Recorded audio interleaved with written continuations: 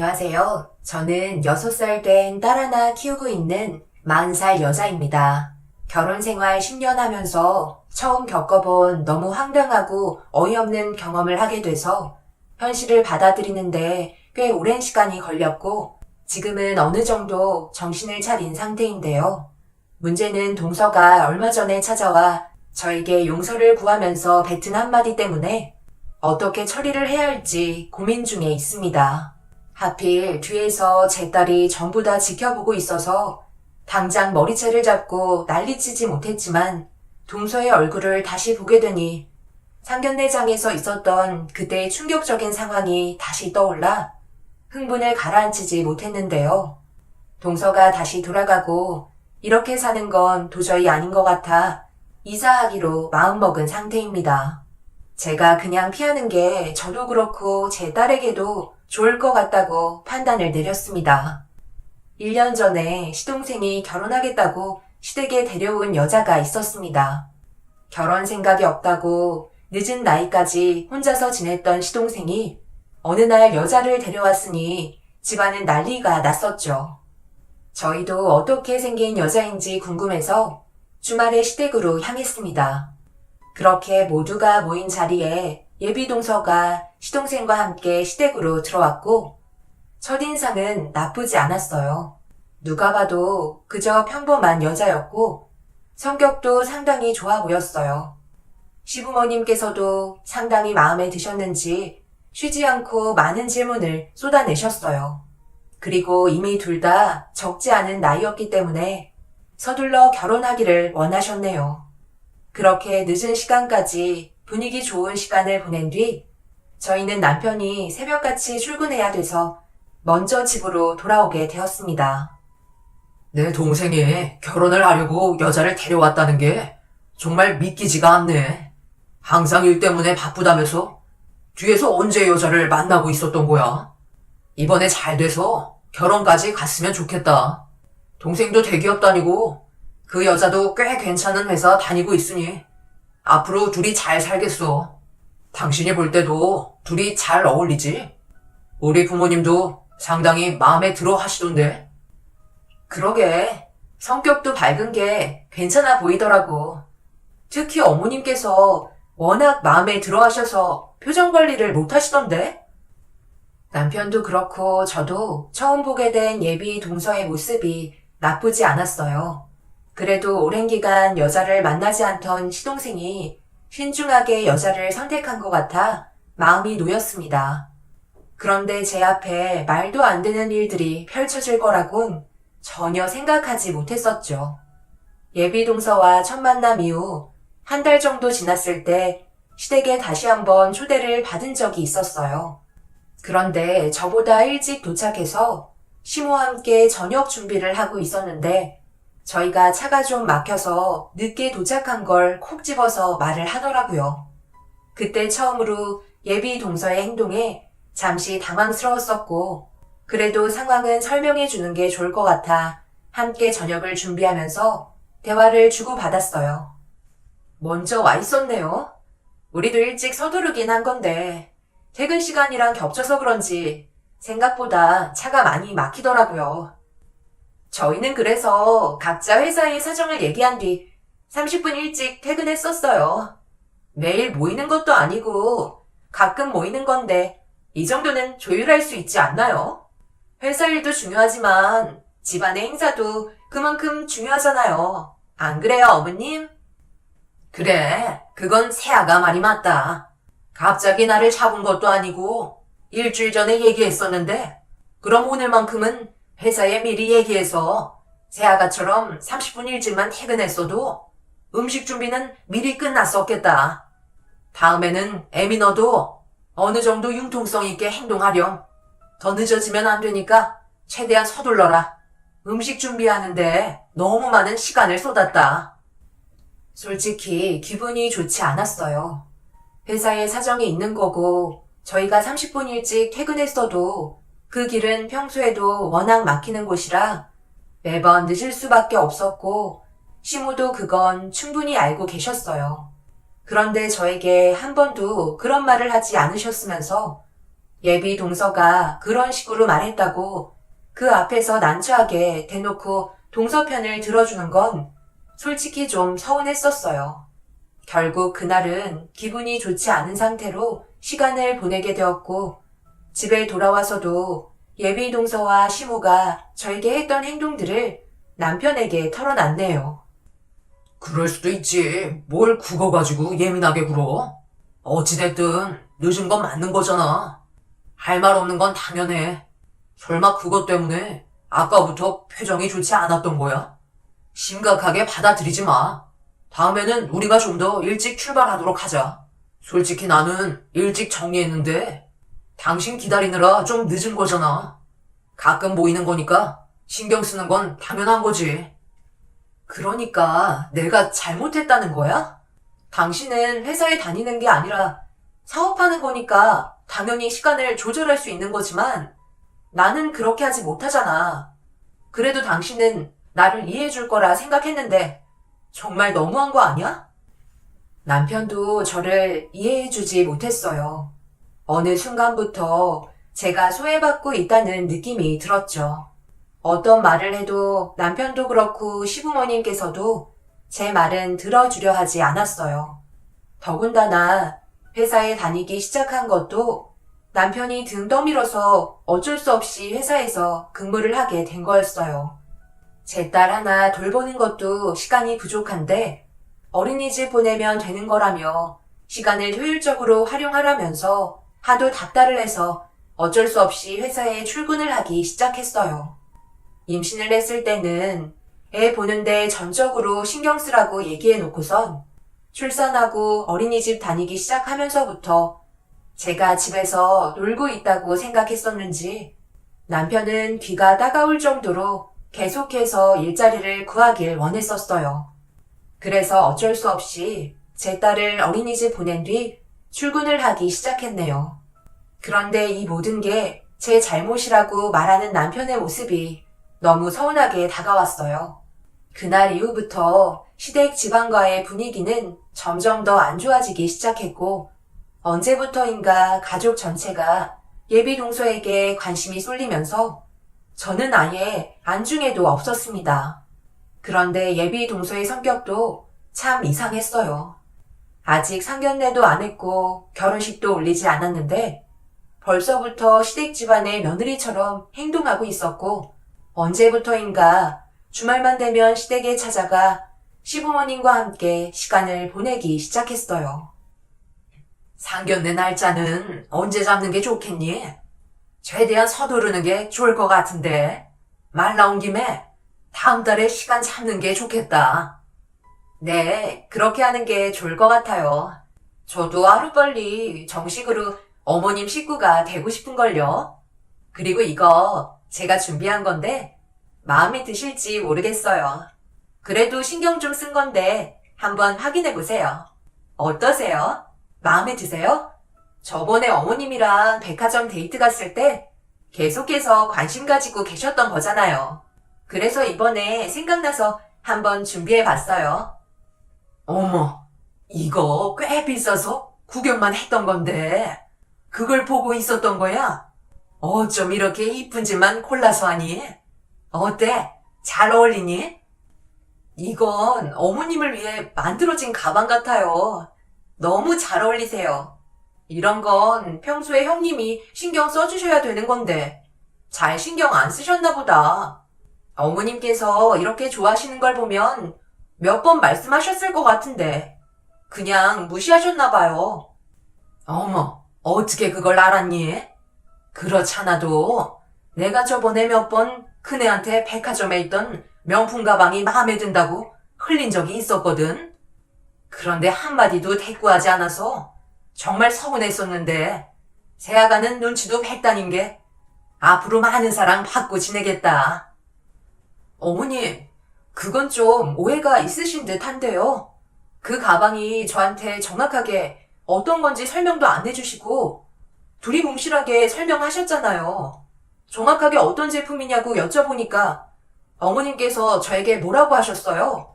어머님은 명품 같은 거 들고 다니는 사람 이해할 수 없다면서요.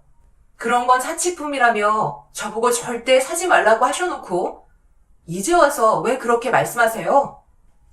그게 사달라는 얘기지.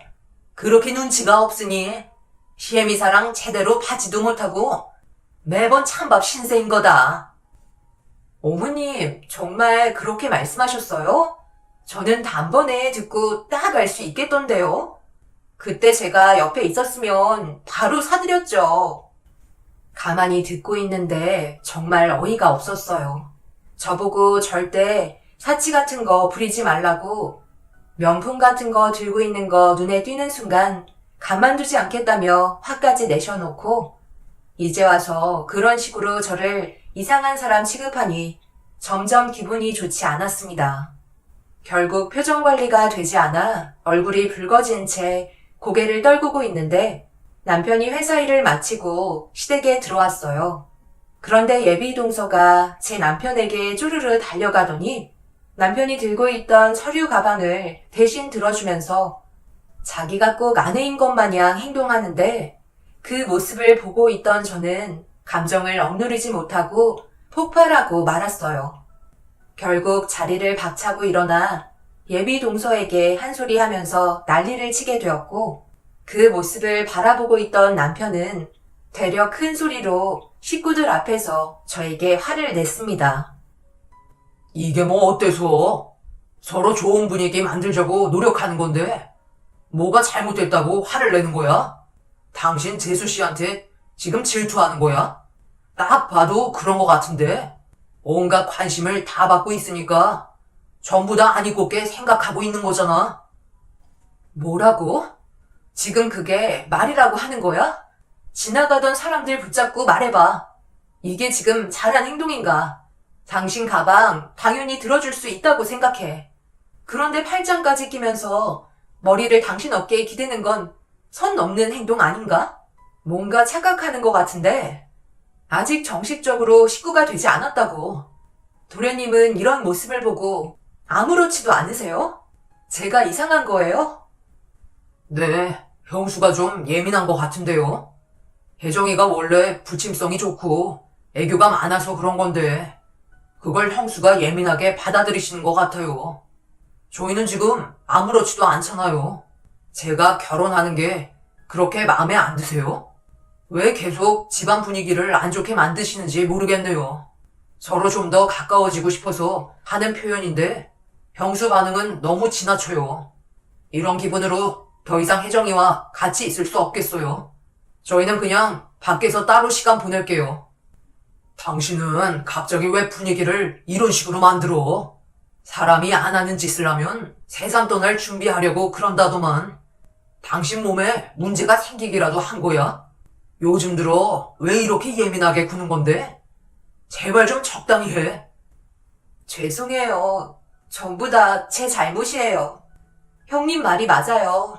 정식적으로 식구가 된 것도 아닌데 너무 오지랖 피웠나 봐요. 예미야, 네가 나가라. 아무짝에도 쓸모없는 며느리 필요 없다. 하나부터 열까지 마음에 드는 구석이 하나도 없어.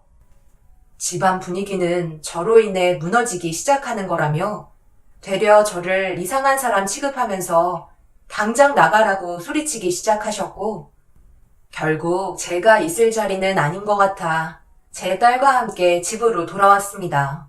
너무 서럽고 소외받는 기분 때문에 결국 눈물이 흘렀고 처음으로 시댁 식구들과 인연 끊고 싶다는 생각을 하게 되었어요. 남편은 제가 걱정이 되지도 않는지 전화 한 통도 없었고 그날 이후부터 남편은 저를 대하는 게 예전 같지 않았습니다. 대화조차 섞지 않으려는 남편의 모습이 저를 더욱더 미치게 만들었어요. 나랑 지금 뭐 하자는 거야? 내가 뭘 얼마나 잘못했다고 나를 이런 식으로 대하는 건데 정말 끝까지 해보겠다는 거야? 당신이 요즘 너무 예민해져서 일부러 말도 안 걸고 있었어. 어차피 대화해봤자 싸우려 들 거 아니야. 내 동생이 결혼하는 게 그렇게 못마땅한 거야? 둘이 잘 지내면 좋은 거잖아. 나도 그렇고 우리 부모님께서 얼마나 눈치를 보고 계시는데 옆에서 좋은 말 해주기는커녕 되려 안 좋은 분위기로 몰아가는데 화가 안 나겠어?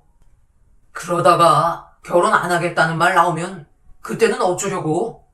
당신이 책임질 거야? 제발 생각 좀 하면서 행동해. 솔직히 재수씨, 우리 집에 온 뒤로 모든 게 좋아졌잖아? 당신은 모르겠지만 우리 엄마 얼굴이 그렇게 밝아진 모습은 정말 오래간만에 본다고.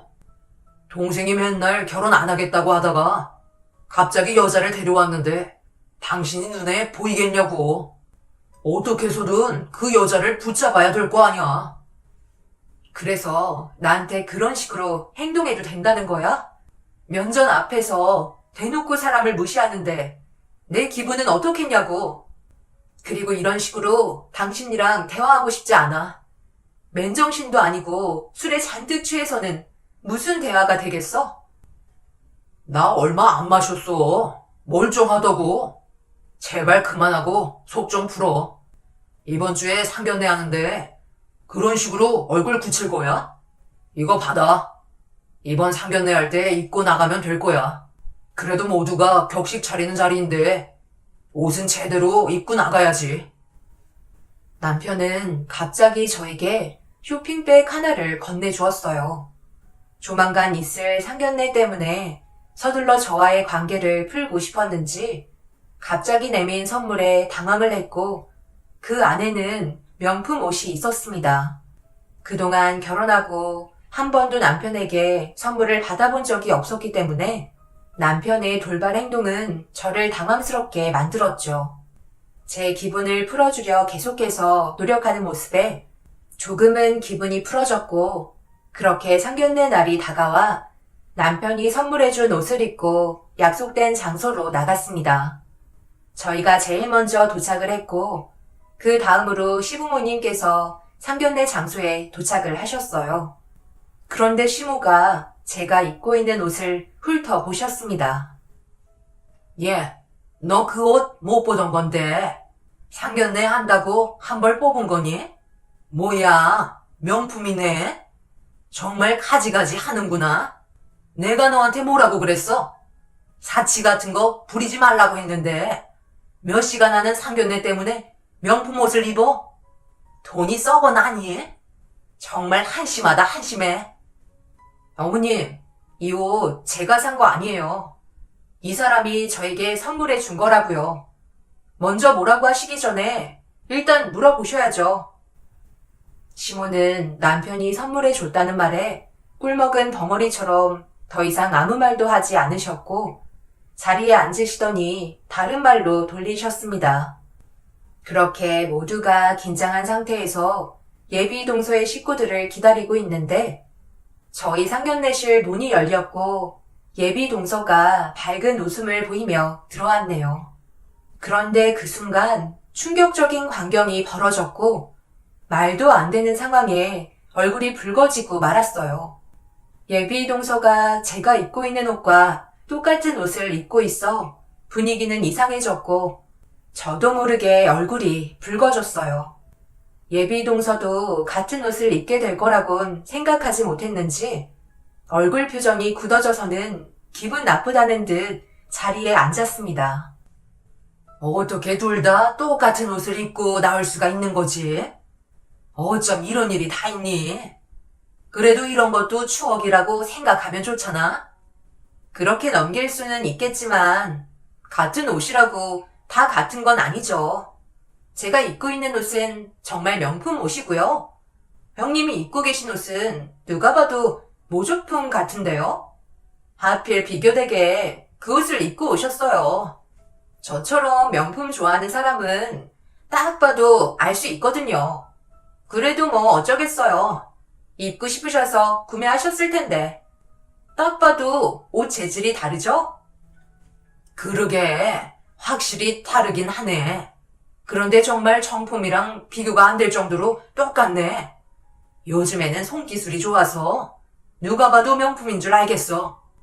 아들, 사주려면 제대로 된 걸 사주던가. 괜히 큰애 난처하게 가품을 사오면 어쩌자는 거야? 남편은 난처한 듯 고개를 돌려 회피했고 저는 얼굴이 붉어져서 고개를 떨구고 말았습니다. 그 자리에서 당장 벗어나고 싶을 정도로 너무 창피했어요. 동서는 저에게 몸매도 달라서 태가 살지 않는다며 다음부터는 몸에 맞는 옷을 입고 다니는 게 좋겠다고 저를 바라보며 웃고 있었습니다. 그런데 제가 참을 수 없었던 건 동서가 웃는 것보다 시댁 식구들이 저를 바라보며 웃는 거였어요. 제가 난처해 할까봐 걱정하는 게 아닌 저를 놀림거리의 대상인 것 마냥 웃고 있었죠. 그런데 더 큰 충격은 제 옆에 앉아있던 남편이 더 큰 웃음으로 저를 바라보며 웃고 있었습니다. 동선의 부모님께서는 제가 표정관리가 되지 않는 모습을 보시곤 그만하는 게 좋겠다고 난처해 하셨지만 이미 너무 큰 상처를 받은 상태였죠. 결국 그 자리에 더는 있고 싶지 않아 의자를 박차고 일어났는데 웃고 떠들며 저를 놀리는 소리에 낮잠을 자고 있던 제 딸이 눈을 비비면서 잠에서 깨고 말았어요. 그런데 저랑 예비 동서의 옷을 번갈아 가며 빤히 쳐다보던 딸이 갑자기 예비 동서에게 손가락을 가리키면서 충격적인 첫마디에 장례는 순식간에 아수라장이 되어버렸고 저는 입을 다물지 못한 채 고개를 돌려 남편을 바라보게 되었네요. 지금 이게 무슨 말이야? 유나가 하는 말이 지금 무슨 말이냐고. 쓸데없이 저런 말을 하지 않을 거 아냐. 애들은 거짓말 못하는 거 몰라? 왜 아무 말도 못해? 그럼 인정한다는 건데 정말 그런 거야? 어떻게 나랑 유나를 놔두고 그럴 수가 있어? 이게 갑자기 무슨 말이야? 유나가 참결에 잘못 알고 있었던 거겠지. 설마 진짜 그랬겠어? 아들, 왜 말을 못해? 세아가 아니지? 큰아들 놈이랑 둘이 따로 만나서 명품 옷을 선물해줬다는 게 사실이냐고. 그래, 그건 그렇다 치자. 그런데 이건 또 무슨 말이냐? 사랑한다니? 그 말을 유나가 보는 앞에서 했다는 거야? 그래서 비밀 지켜달라고 인형까지 사줬던 거고? 무슨 변명이라도 해보라고? 죄송해요. 전부 다 제 잘못이에요. 제가 지금의 상황을 만들어버렸어요. 처음에 동생이 결혼하겠다며 데려온 재수 씨를 보고 깜짝 놀랐어요. 예전에 다니던 회사에 신입사원으로 들어온 재수 씨를 제가 몇 번 도와준 적이 있었고, 그때는 몰랐었는데 저도 모르게 다른 마음이 생기기 시작했어요. 그래서 가족들 몰래 지금까지 만나왔네요.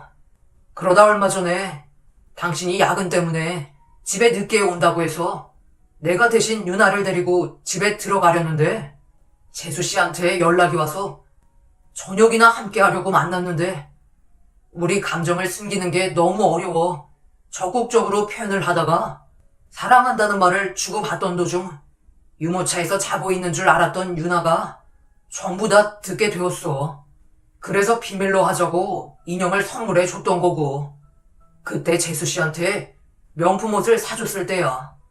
그렇게 헤어졌는데 당신한테 죄를 짓는 것 같아서 얼마 전에 당신한테 똑같은 옷을 하나 더 선물해 줬는데 재수 씨가 상견례 할 때 입고 올 거라곤 전혀 생각하지 못했네. 여보, 내가 정말 미안해. 한순간에 조절하지 못한 내 감정 때문에 일이 이렇게 커지게 되고 말았어. 한 번만 용서해줘. 잠깐의 실수였다고. 우리한테는 유나가 있잖아.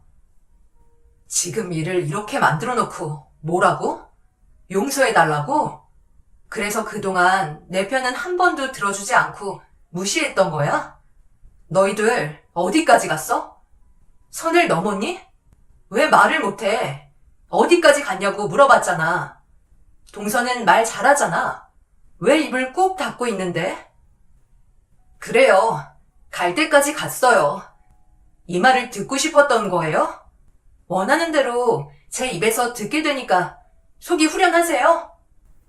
저는 동서의 말에 이성을 잃어버렸고 그 자리에서 동서 얼굴에 손을 올려붙이고 말았네요.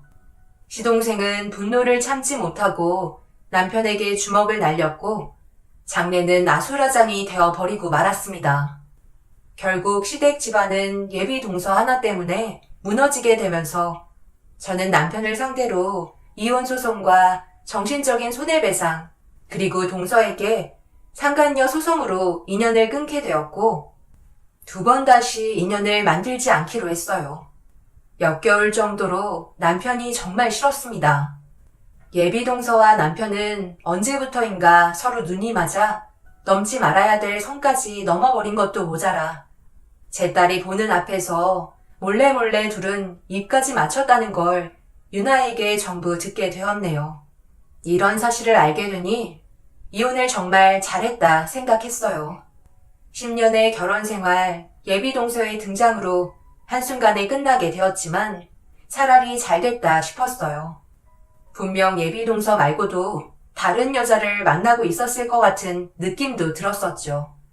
그렇게 모든 걸 정리하고 제 딸과 함께 잘 지내고 있는데 얼마 전에 남편과 바람난 동서가 저에게 찾아왔어요. 얼굴조차 보고 싶지 않고 문도 열어주고 싶지 않았지만 분명 찾아온 이유가 있을 것 같아 무슨 말을 하고 싶은 건지 드러나 보려고 현관문을 열어줬습니다. 형님, 정말 죄송해요.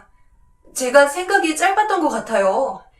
그냥 시부모님 사랑 받고 싶었던 욕심이 커지면서 형님이 그동안 받았던 관심과 사랑까지 전부 다 뺏고 싶었나 봐요.